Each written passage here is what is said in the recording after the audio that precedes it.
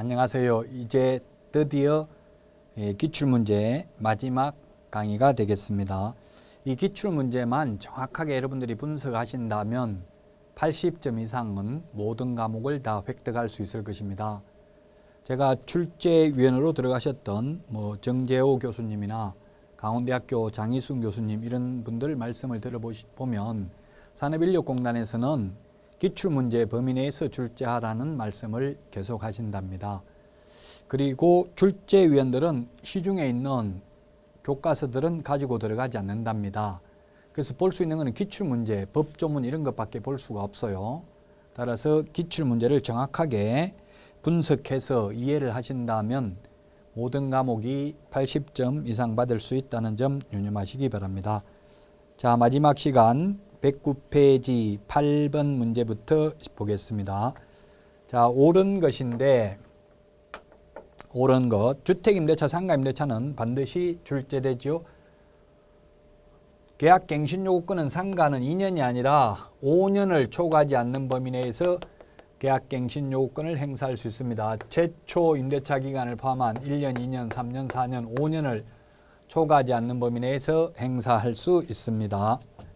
그 다음에 임대인의 정액 청구가 인정되더라도 10만 원까지만 정액할 수 있다. 월차임이 100만 원이면 9%까지 올릴 수 있으니까 9만 원 올릴 수 있겠죠. 약간은 논란의 여지가 있습니다. 이거는 왜냐하면 이 보증금을 월차임으로 전환해가지고 올리면 또 가능할 수도 있기는 한데 여기에서는 9%밖에 못 올린다. 9%면 100만 원에 9%면 99만 원만 올릴 수 있다. 이런 취지로 틀린 것으로 봤고요. 자, 그 다음에 연체액이 200만 원이 아니라 3기의 차임액을 연체한 경우에 계약갱신 요구를 거절할 수 있습니다. 또 해지할 수 있습니다. 3기의 차임액입니다. 3기, 2기인데 3기, 자, 3기의 차임액을 연체한 경우 3기를 보면은 3기 첫 번째 상가 계약갱신 요구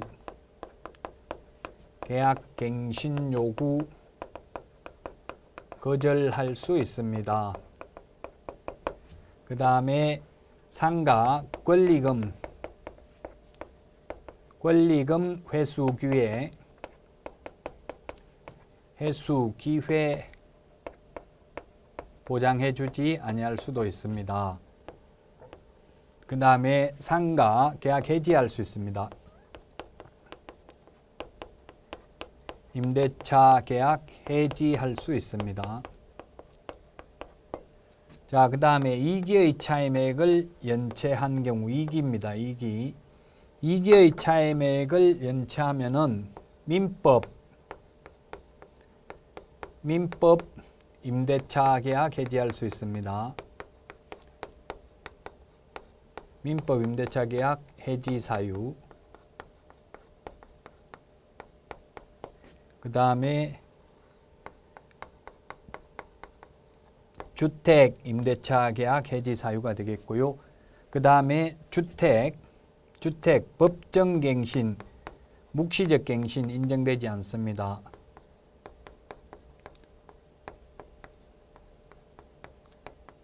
주택 법정갱신, 묵시적 갱신은 2기의 차임액을 연체하면 인정되지 않습니다. 자, 그래서 2기, 3기에 대해서 살펴봤고요. 자, 다음은 상가 건물이 서울에 있는 경우 2,500만 원까지 최우선 면제 받을 수 있다 했는데 2,500만 원이 아니라 2,200만 원입니다. 2,500이 아니라 2,200만 원. 자, 최우선 면제는 서울의 경우에는 서울, 과밀억제권역, 그 다음에 광역시가 아니면서도 광역시에 준하는 보호를 받는 게 경기도, 광주, 용인, 김포, 안산 이런 곳은 광역시에 준하는 보호를 받습니다. 기타 지역이 있는데 서울에서 상가 건물 임대차 보호법이 적용되려면 환산보증금이 보증금 더하기 월세 곱하기 100이 환산보증금이죠. 서울에서 4억 이상, 과밀억제권역 3억 이상, 광역시 2억 4천, 그 밖의 지역 1억 8천 이하인 경우에만 원칙적으로 적용이 되고요. 최우선 면제는 서울에서 환산보증금이 6,500만 원 이하인 경우 나누기 2 하면은 2,200만 원까지 최우선 면제받을 수 있고, 과밀옥제권역은 5,500만 원 이하인 경우 나누기 2 하면 1,900만 원까지 나누기 2가 아니고 나누기 3이죠. 나누기 3을 하면 1,900만 원까지 나누기 3을 해서 100만 원 단위로 절상을 해주면 됩니다. 광역시인 경우에는 3,800만 원 나누기 3을 하면 1,300만 원까지 최우선 면제받을 수 있고, 그 다음에 기타 지역은 3천만 원에 나누기 3을 하면은 1,000만 원까지 최우선 면제받을 수 있습니다. 그래서 최우선 면제받는 금액은 서울에서 6,500 이하인 경우 2,200만 원까지입니다. 따라서 2,500만 원 X가 되겠고요. 5번 임차인이 임대인의 동의 없이 건물의 전부를 전대한 경우 임대인은 임차인의 계약갱신 요구를 거절할 수 있다. 예, 그렇죠. 임대인의 동의 없이 전대한 경우 3개의 차임액에 이르도록 차임을 연체한 사실이 있는 경우, 거짓 부정한 방법으로 임대차 한 경우, 임차인의 고의 또는 중대한 과실로 임차물을 파손한 경우 등은 계약갱신 요구를 거절할 수 있습니다. 따라서 5번이 정답이 되겠습니다. 8번에는 5번이 정답이고요. 다음은 9번입니다. 9번. 자, 9번 옳은 것인데요. 계약갱신 요구에 대해서 전체 임대차 기간이 3년이 아니고 5년을 초과하지 않는 범위 내에서 계약갱신 요구를 행사할 수 있고요. 임대인의 동의를 받고 전대차 계약을 체결한 전차인은 임차인의 계약갱신 요구권 행사 기간 이내에 임차인을 대위하여 임대인에게 계약갱신 요구권을 행사할 수 있다. 이거는 맞네요. 자, 그래서 만약에 2년간 임차인이 장사를 하다가 전대차 계약을 체결하였다면 전차인은 전대차 계약을 체결한 날로부터 5년이 아니라 임차인의 남은 기간 3년 범위 내에서 임차인을 대위하여 임대인에게 계약갱신 요구를 할 수 있습니다. 자, 그 다음에 디귿 임차인이 임대인의 동의 없이 목적 건물의 전부 또는 일부를 전대한 경우 임대인은 임차인의 계약갱신 요구를 거절할 수 있습니다. 맞네요. 자, 그 다음에 리얼은 갱신되는 임대차는 전 임대차와 동일한 조건을 다시 계약한 것으로 보므로 차임과 보증금은 변경할 수 없다 했는데 정감할 수 있습니다. 갱신되는 임대차도. 다만 그러나 9%를 초과하지 못합니다. 다만 환산보증금이 서울에서 4억, 과밀억제권역 3억, 광역시역 4천, 그 밖의 지역 1억 8천을 초과하는 임대차에 대해서는 9% 상한선을 적용받지 않습니다. 자, 따라서 9번은 답이 3번이 되겠습니다. 3번. 그 다음에 10번 문제 보겠습니다. 10번. 10번 문제. 상가금융임대차보호법인데요. 차임 또는 보증금이 경제사정의 변동으로 인하여 상당하지 아니하게 된 경우 그 정액 청구는 청구 당시 차임 또는 보증금의 9%, 100분의 9를 초과할 수 없습니다. 단 환산보증금이 서울에서 4억을 초과하는 임대차는 시세만큼 올릴 수 있습니다. 월 단위 차임으로 전환하는 경우에는 전환되는 금액에 1할 2푼입니다. 1할 2푼. 1할 2푼을 곱한 금액 또는 한국은행 기준금리의 4.5배를 곱한 금액 중 낮은 금액의 월차임 범위를 초과할 수 없습니다. 상가는 1할 2푼 또는 기준금리 4.5배, 주택은 1할 또는 기준금리 더하기 3.5% 중에서 낮은 비율을 초과할 수 없죠. 따라서 2번이 아니고 3번이네요. 1할 2푼이니까 3번이 정답이 되겠습니다. 주택의 경우는 정액 청구는 20분의 1, 그 다음에 월차임 전환율은 1할 또는 기준금리 더하기 3.5% 중에서 낮은 비율을 초과할 수 없습니다. 주택의 경우에는. 자, 그 다음에 11번 상가금융임대차보호법 적용받을 수 있는 것 모두 고르면 돼 있습니다. 기억은 임차인이 서울특별시 종로구 서울이라면 환산보증금이 4억이니까 이거는 3억이네요. 2억 더하기 100만 원 곱하기 100이니까 3억이니까 적용되고요. 이거는 4억 이하는 적용되죠. 강화군, 군지역은 얼마예요? 군지역은 1억 8천을 초과하면 적용이 안 되는데 1억 5천에다가 월세가 50만 원이면 환산보증금 2억이니까 적용되지 않죠. 니은은. 자, 그 다음에 디귿은 창원이면 얼마예요? 창원도 1억 8천 초과하면 적용이 안 되죠. 그래서 2억 원이니까 적용이 안 되고요. 강화도 1억 8천인데 2억이니까 적용이 안 됩니다. 니은, 디귿은 적용이 안 됩니다. 수원의 경우 2억. 수원이면은 과밀역 채권이긴 3억 이하는 적용되니까 답은 2번이 되겠네요. 적용이 되는 것은. 자, 그 다음에 12번입니다. 12번 옳은 것입니다. 1번 상가금을 임대차를 등기한 때에는 그 다음 날부터, 등기하면 그날부터, 대항력을 갖추면 그 다음 날부터 대항력이 생기죠. 인도받고 그 다음에 사업자 등록을 신청한 때는 그 다음 날부터 생기고요. 등기하면 등기한 당일부터 생깁니다. 따라서 1번 틀렸고요. 2번 임차인은 대항력과 확정일자를 갖춘 경우 경매에 의해서 매각된 임차 건물을 양수인에게 인도하지 않더라도 배당해서 보전금을 수령할 수 있다. 배당금 수령하는 것과 명도해 주는 것은 동시행관계에 있습니다. 그래서 수령할 수 없습니다. 틀렸습니다. 1번도 틀렸고 3번 임대차 기간을 6개월로 정한 경우 6월로 정한 경우 임차인은 그 유효함을 주장할 수 있습니다. 편면적 강행 규정이므로 임차인은 그 유효함을 주장할 수 있고 임대인은 유효함을 주장할 수 없습니다. 자, 그 다음에 4번입니다.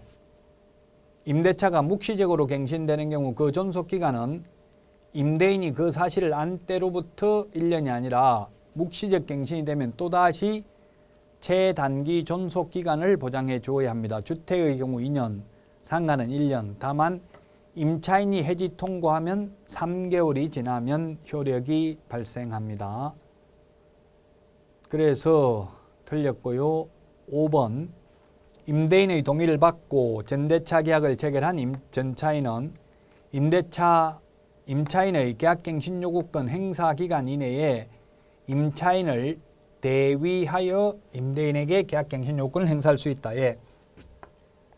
임차인이 2년간 장사를 하다가 전대차 계약을 체결하였다면 이 전차인은 전대차 계약을 체결한 날로부터 5년이 아니라 임차인의 남은 기간 3년 범위 내에서 임차인을 대위해서 임대인에게 계약갱신 요구권을 행사할 수 있습니다. 따라서 12번에 답 5번입니다.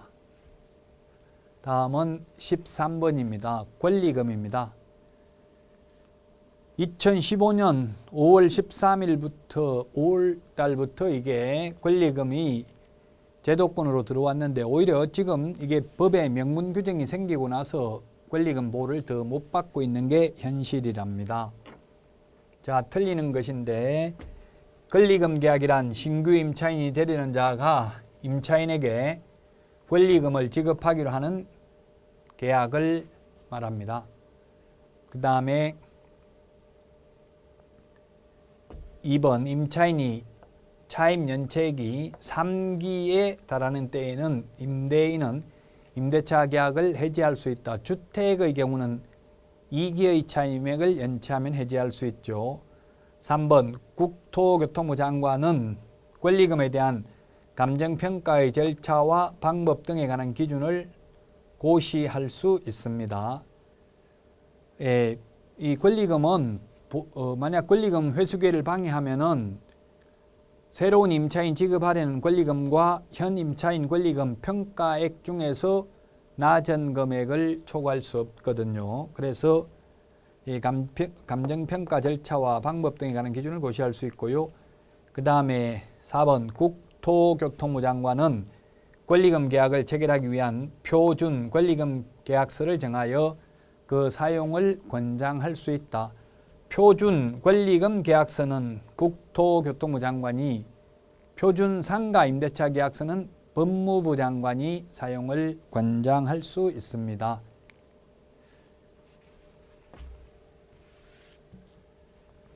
(5번) 보증금이 전액 변제되지 아니한 대항력이 있는 임차권은 임차 건물에 대하여 민사집행법에 따른 경매가 실시된 경우 그 임차 건물이 매각되면 소멸한다.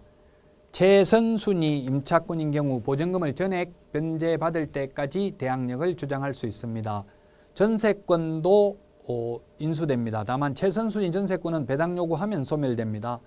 임차권은 배당 요구를 했다 하더라도 전액을 배당받을 때까지는 대항력을 주장할 수가 있습니다. 따라서 5번이 틀린 정답이 되겠습니다. 자, 다음은 14번 문제를 보겠습니다. 14번 문제.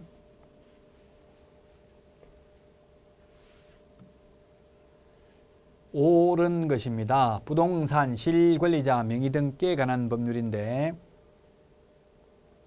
위법한 명의신탁약정에 따라 수탁자 명의로 등기한 명의신탁자는 5년 이하의 징역이나 2억 원 이하의 벌금, 수탁자는 3년 이하의 징역이나 1억 원 이하의 벌금입니다. 그래서 1번이 맞네요. 1번이 정답이고요. 2번 무효인 명의신탁약정에 따라 수탁자 명의로 등기한 명의신탁자에게 해당 부동산 가액의 100분의 30에 해당하는 금액의 확정적 이게 틀렸습니다. 100분의 30 범위 내에서 대통령령으로 정합니다. 일률적으로 100분의 30이 아니라 위반 기간하고 금액에 따라서 차등 부과합니다. 최대 100분의 30 범위 내에서지 일률적으로 100분의 30이 아니라는 이야기입니다.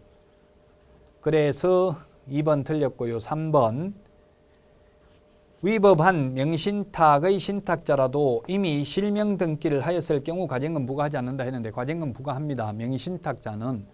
물론 명의수탁자는 과징금 부과 대상이 아닙니다. 과징금 부과받고 나서도 1년 안에 실명 등기를 안 하면 10% 이행강제금, 또 1년이 경과하면 20%의 이행강제금을 부과합니다. 자, 그래서 1번이 맞는 내용이고요. 그 다음에 4번 명의신탁을 이유로 과징금을 부과받은 자에게 과징금 부과일로부터 부동산 평가액의 100분의 20에 해당하는 금액을 매년 이행강제금으로 부과한다 했는데 과징금 부과받고 나서 1년 안에 실명 등기 안 하면 10%, 또 1년이 지나면 20% 딱 두 번만 부과하고 끝입니다. 그래서 틀렸고 4번, 5번 종교단체 명의로 그 산하조직이 보유한 부동산에 관한 물건을 등기한 경우 그 등기는 언제나 무효라고 했는데 조세포탈, 강제집행의 면탈, 법령상 제한의 회피를 목적으로 하지 않는 경우 종중, 배우자, 그 다음에 문중, 배우자, 종교단체는 유효합니다. 무효가 아니고 유효입니다. 자, 그래서 14번에 1번이고요. 다음은 15번 보겠습니다. 15번. 갑과 을 소유 부동산의 매매 계약을 체결하면서 세금을 줄이기 위해서 갑과 병 간의 명의신탁약정에 따라서 병 명의로 소유권 이전 등기를 하기로 하였다. 병에게 이전 등기가 된 경우에 개업공개사가 갑과 을에 대한 설명을 옳은 것은 했는데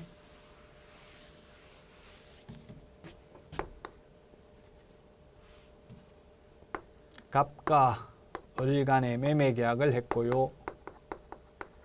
매매 계약을 했는데 등기는 매매 대금 지급하고 등기를 갑한테 느끼는 게 아니라 갑과 을 간의 명의신탁, 갑과 병 간의 명의신탁 약정에 의해서 이 명의신탁 약정은 무효죠. 무효. 명신탁 약정에 의해서 을명의로 소유권 이전 등기를 하더라도 그 물권 변동 효력도 무효입니다. 그러나 이러한 무효를 가지고 선악을 불문하고 제3자에게는 대항할 수 없습니다. 제3자는 유효하게 소유권을 취득합니다. 이 수탁자 병이 수탁부동산을 임의로 처분하더라도 이제 형법상 횡령죄의 재책이 성립하지 않는다. 명신탁에서 횡령죄의 재책이 성립하는 것은 이자간 명신탁밖에 없습니다. 자, 그래서 이건 계약명신탁에 해당된다 했는데 틀렸습니다. 계약명신탁에 해당되는 게 아니라 1번 등기명신탁에 해당되고요. 2번 병명의 등기는 유효하다 했는데 등기는 무효라고 했습니다. 틀렸고, 병명의로 소유권 이전 등기가 이루어지면 소유권은 갑에게 기속된다 했는데 갑에게 기속된 게 아니라 등기가 무효이니까 을에게 기속됩니다. 틀렸고요. 4번 갑은 매매계약에 기하여 을명의로 되어 있는 등기를 갑에게 넘겨달라 할 수 있습니다. 그래서 만약에 병이 등기를 넘겨주면 되는데 안 넘겨주더라도 명신탁 약정 해지에 의한 소유권 이전 등기는 불가능하고요. 다만 을이 무효인 등기에 말소해야 되고 말소 안 하면 갑이 을을 대위해서 무효 등기 말소하고 매매 계약에 기해서 갑 명의로 소유권 이전 등기를 격려하는 때에 갑이 소유권을 취득합니다. 자, 그래서 4번이 맞습니다. 5번 병이 소유권을 취득하고 병이 소유권을 취득하고 갑은 병에게 대금 상당의 부당하기 등 반환 청구권을 행사할 수 있다 했는데 병이 소유권 취득 못합니다. 을이 소유자입니다. 등기가 무효이기 때문에 따라서 이 무효인 등기 말소를 을이 청구할 수 있고 을이 안 하면 갑이 대위해서 말소 청구할 수 있습니다. 따라서 15번에는 답이 4번이 되겠고요. 자, 다음은 이제 경공매입니다. 경공매. 경공매가 한두 문제 출제되고요. 매수 신청 대리 한 문제 반드시 출제가 됩니다. 자, 옳은 것인데 매수 신청 대리인으로 등록된 개업공개사 갑은 을로부터 매수 신청 대리 위임을 받았고요. 갑은 법원에서 정한 최저 매각 가격이 2억입니다. 2억인데 내가 높게 써냈다고 2억 5천, 내가 낙찰 받으려고 2억 5천을 써냈다. 2억 5천을 써내지만은 써낸 금액을 10%로 보증금을 내는 게 아니라 최저 매각 가격의 10%를 보증금으로 냅니다. 2천만 원. 그러면 최고가 매수 신고인이 신고한 금액에서 그 보증금을 뺀 금액 이상을 써낸 사람 중에서 2억 3천만 원 이상 써낸 사람 중에서 1등을 뽑습니다. 그것을 차순위 매수신고인이라고 합니다. 차순위 매수신고인. 2등을 뽑는 거예요. 2등. 왜 2등을 뽑느냐. 2등은 반드시 1등 한 사람이 써낸 금액에서 그 보증금을 뺀 금액 이상 써내야 됩니다. 그 이유는 1등이 최고가 매수신고인이 보증금만 내놓고 잔금을 내지 않을 경우에는 이 보증금을 몰수해서 배당재단에 편입합니다. 그럼 2등한테 2억 3천만 원에 팔아도 결국은 보증금 3천만 원 안 돌려주면 2천만 원 안 돌려주면 두 개 합하면 2억 5천 1등에게 2억 5천과 파는 것과 마찬가지이기 때문에 2등 차순위 매수신고인을 뽑아두게 됩니다. 자, 그래서 답이 5번이 되겠습니다. 2억 3천만 원 최고가 매수신고인 신고한 금액에서 그 보증금을 뺀 금액 이상 써낸 때에만 차순위 매수신고를 할 수가 있습니다. 따라서 5번이 정답이 되겠습니다. 자, 다음은 2번 문제 보겠습니다. 옳은 것입니다. 기일 입찰에서 매수 신청 보증금액은 매수 신고 가격의 10분의 1이라고 했는데 최저 매각 가격의 10분의 1입니다. 최저 매각 가격의 10분의 1. 그래서 틀렸고요. 2번 차순위 매수 신고는 그 신고액이 최고가 매수 신고액에서 그 보증금을 뺀 금액을 넘는 때에만 할 수 있습니다. 즉 최저 매각 가격이 2억이면 내가 2억 5천을 써내더라도 그 보증금을 뺀 금액 2억 3천이 넘는 때에만 차순위 매수 신고를 할 수 있죠. 그 다음에 따라서 2번이 정답이네요. 맞는 것. 3번 매수인은 매각 대금이 지급되어 법원 사무관 등이 소유권 이전 등기를 촉탁한 때에 매각의 목적인 권리를 취득한다. 등기했을 때가 아니라 매각 대금을 완납하는 순간 소유권을 취득합니다. 그래서 틀렸고 4번 매각 허가 결정이 확정되면 매수인은 법원이 정한 대금 지급 기일이 아니라 대금 지급 기한까지 대금을 납부해야 됩니다. 기일에서 기한으로 바뀌었습니다. 5번 재매각 절차에서 전 매수인은 매수 신청을 할 수 있다 했는데 할 수 없습니다. 금반환의 원칙에 의해서 매각 잔금을 내지 않아서 다시 재매각이 됐다면 계속해서 또 보증금만 걸어놓고 잔금을 안 내면 경매 절차가 지연되겠죠. 그래서 한번 전과가 있는 사람은 재매각 절차에서는 매수인이 될 수 없습니다. 다음은 3번 문제를 살펴보겠습니다. 틀린 것입니다. 자, 1번 기일 입찰에서 매수 신청 보증 금액은 매수 신고 가격이 아니라 최저 매각 가격의 10분의 1이죠. 최저 매각가.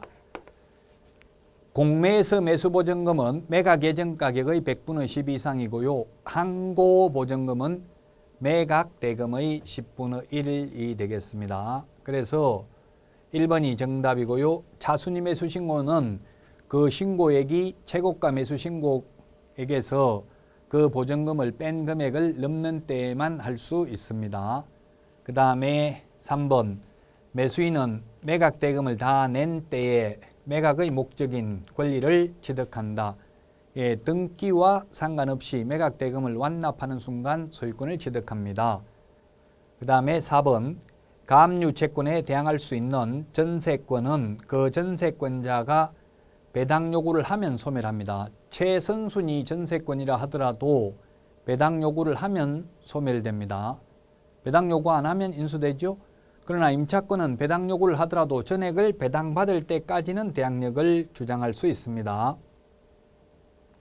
5번 재매각 절차에서 전 매수인은 매수 신청을 할 수 없으며 매수 신청 보증을 돌려줄 것을 요구하지 못한다. 예, 전 매수인은 매수 신청을 할 수 없습니다. 그리고 매수 신청 보증을 돌려줄 것을 요구하지도 못합니다. 한번 전가가 있는 사람은 보증금만 걸어놓고 잔금을 안 낸 전가가 있는 사람은 또 재매각 절차가 이루어지면 또 보증금만 걸어놓고 잔금을 안 낼 수도 있기 때문에 한번 전과가 있는 사람은 이제 다시 매수 신청을 할 수가 없습니다. 자, 그래서 3번의 1번이 정답이 되겠고요. 그 다음에 4번입니다. 자, 이 매수 보증금이 계속 시험에 나오고 있죠. 매수 보증금은 매수 가격의 10분의 1이 아니라 최저 매각 가격의 10분의 1이라고 했습니다. 그래서 틀렸고요.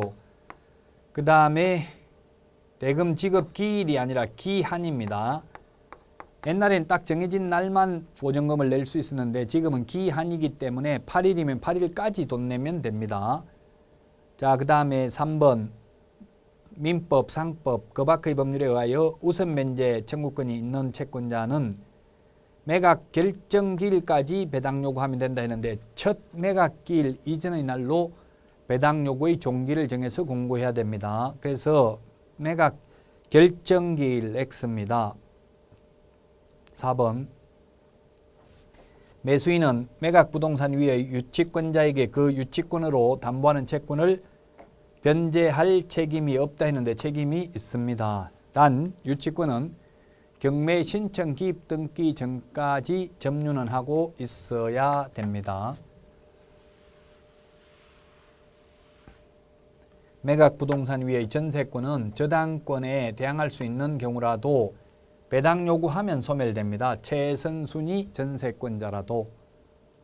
예, 맞습니다. 그래서 5번이 정답이 되겠습니다.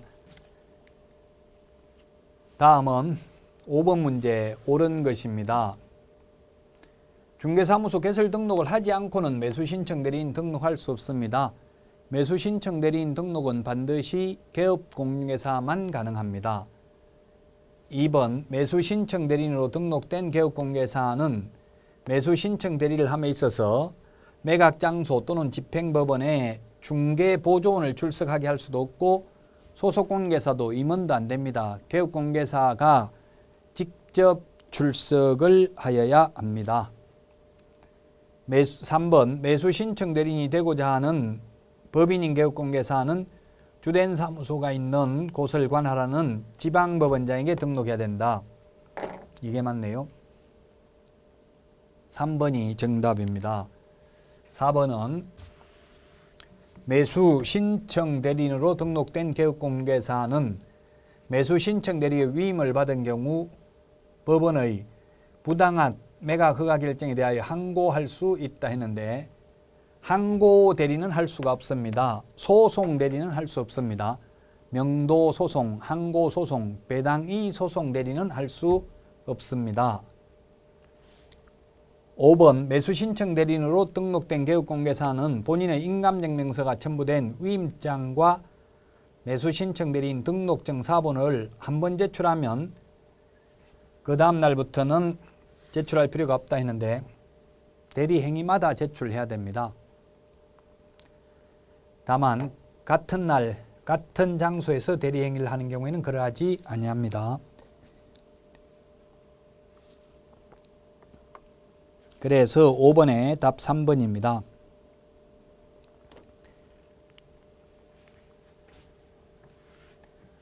자, 다음은 6번 문제입니다. 6번. 틀린 것은 했는데 1번 지방법원장에게 등록을 해야 되고요. 맞습니다. 그 다음에 자순위 매수 신고할 수 있고요. 3번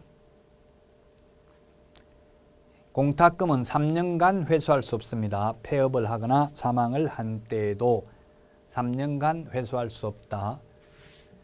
4번 실무교육을 받고 1년이 경과되지 아니한 자는 매수신청 대리 실무교육 받지 않아도 된다. 중개 실무교육과 매수신청 대리 실무교육은 별도의 교육입니다. 중개 실무교육을 받았다 하더라도 매수신청 대리 실무교육은 따로 받아야 됩니다. 따라서 4번이 정답이 되겠네요. 틀린 게 정답입니다. 실무교육은 매수신청 대리 실무교육하고 중개 실무교육하고는 다르다. 별도의 교육이다. 5번 경제적 가치도 확인 설명해야 됩니다. 취득 시 인수해야 되는 권리관계도 설명해야 되죠. 자, 그래서 6번에는 정답이 4번이 되겠습니다. 자, 다음은 7번 문제 보겠습니다. 금지행위에 해당되지 않는 것. 답은 5번이네요. 임대주택 우선 매수 신고 할 수 있습니다. 공유자 우선 매수 신고 이런 거는 가능하죠. 나머지는 다 금지행위라는 거 느낌 보면 알 수 있습니다. 그래서 7번에 5번이 답이고요. 8번입니다. 8번. 대리할 수 없는 것. 답은 2번입니다. 매각기일 변경 신청, 그 다음에 항고소송, 명도소송, 배당이 소송 이런 것들은 변호사가 대리할 수 있습니다. 우리 개업공개사는 단순히 서류 써내는 것, 서류 대신 제출하는 것, 자순위 매수신고, 자순위 매수신고인의 지위를 포기하는 것, 공유자 우선 매수신고, 임대주택 임차인 우선 매수신고 이런 것만 할 수 있습니다.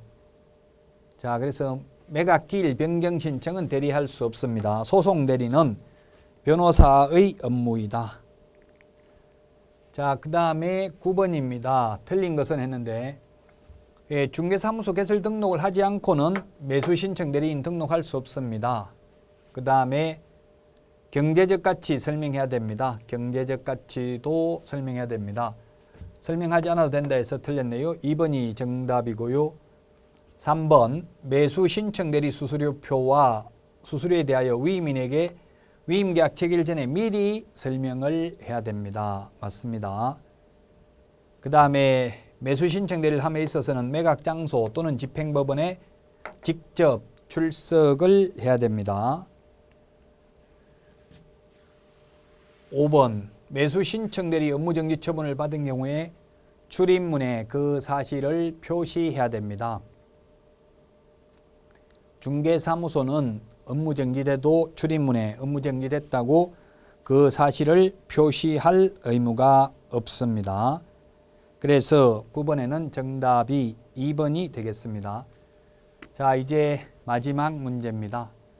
드디어 우리 처음부터 문제 다 풀었는데요. 한 번 더 여러분들이 교과서를 보시고 교과서 해설이 자세하게 되어 있으니까 꼼꼼하게 검토하셔서 모두 다 고득점 하시기를 희망합니다. 자, 10번 틀린 것인데 1번 개업공개사는 폐업신고에 따라 매수신청 대리인 등록이 취소된 경우 그 등록이 취소된 후 3년이 지나지 않더라도 등록의 결격사유에 해당되지 않는다. 예, 매수신청 대리인 등록 취소되면 3년 지나야 되는데 스스로 폐업을 매수신청 대리만 폐업하거나 매수신청 대리만 휴업하는 절차가 없습니다. 매수신청 대리를 폐업하려면은 중개사무소를 폐업해야 되고 중개사무소를 폐업하면 매수신청 대리인 등록이 취소돼요. 그렇게 해서 등록이 취소됐다면 3년 지나지 않아도 등록할 수 있다. 잘못해서 등록 취소된 게 아니기 때문에 그래서 1번이 맞네요. 2번은 개업공개사는 매수신청 대리인이 된 사건에 있어서 매수신청인으로서 매수신청을 하는 행위는 아니 됩니다. 하여서는 아니 됩니다.